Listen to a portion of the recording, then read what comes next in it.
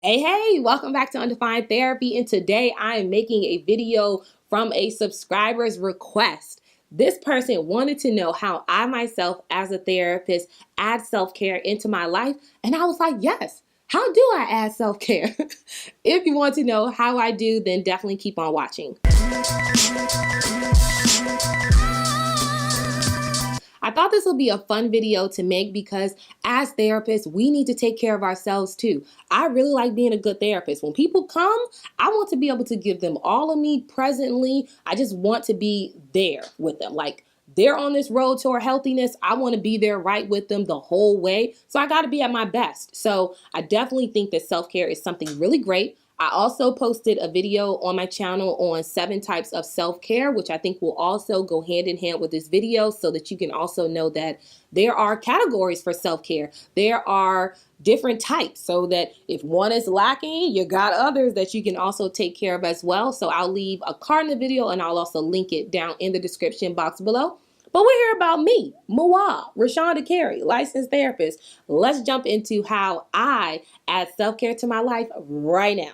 Number one is I am very self-aware. I think that self-awareness is the biggest way to add self-care to your life because when you're aware of something that's going on, you can then be in a position to be proactive, to be in an action state of mind. But if you're kind of oblivious or don't really know what's going on, then it's harder for you to find solutions. It's harder for you to take care of yourself. So definitely self-awareness. I really know myself. I really know myself. I know my triggers. I know what makes me happy. I know what makes me sad. I know what makes me angry. I know what parts of life I'm not too good with. Let me give you some examples. Let me bring it practical.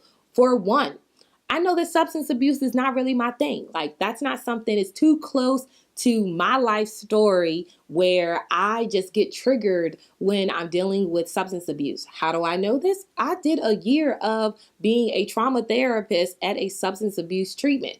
That's enough for me to know that if I didn't know before, which I was like, yeah, I kind of know. I knew after that year, yeah, this ain't for me. This ain't for me. Number two, I do not watch certain shows, so I guard myself. My husband and family members and friends really laugh at me when I say, that's not good for my soul. That's not good for my soul. So scary movies, I can't do them. Real life things, I can't do them. So if I go in that office and I'm dealing with people and I'm giving my all, being present in that moment as a therapist, because I really want to be a good therapist. I really think it's great when people overcome that courage and overcome that stigma and pay to be in that office. I'm going to give them the best I got. And if I'm going and I'm watching Criminal Minds or NCIS or any of those shows where they're showing just lots of death and lots of real life situations of people getting hurt all the time, I'm taking up space, man. I'm taking up space. And so I just can't do it. And that's the way that I self-care. I guard my soul. It's not good for my soul. It's not good for my soul. Number three is, as I talked about, I can't really watch that horror. But I don't stay away from that TV now. I'm not saying I don't watch nothing. I absolutely love and love anime.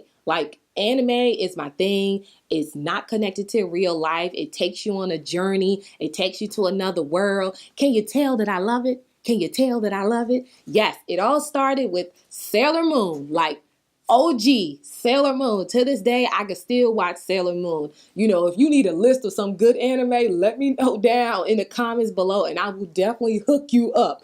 I will hook you up. But that's definitely a way that I add self-care. Now, I know some of y'all are wondering, do you do the traditional self-care like bubble baths and, massages? Now, whoa, no. I may not do the whole bubble bath thing. I don't know. It's something about sitting in the bathtub and seeing the little film. Yeah, I don't really like that. If I take a bath, then I got to go hop in the shower because I just don't kind of feel clean, So another way that I self-care is I do like to schedule massages. That's my thing. I save up. I won't buy no weave. I won't buy no hair products. And I will take myself and I will say, you know what? I need this foot massage for this hour. I need this body massage for this hour. So as I'm being self-aware, I know when it's time for me to just, hey, my body needs this. My body needs this. And lastly, one of my favorites that I don't do too much is surround yourself around positive people. And I say too much because my friends are like scattered around. I don't really do too well with making new friends because I need somebody to take all of me, like all 100% of Rashonda.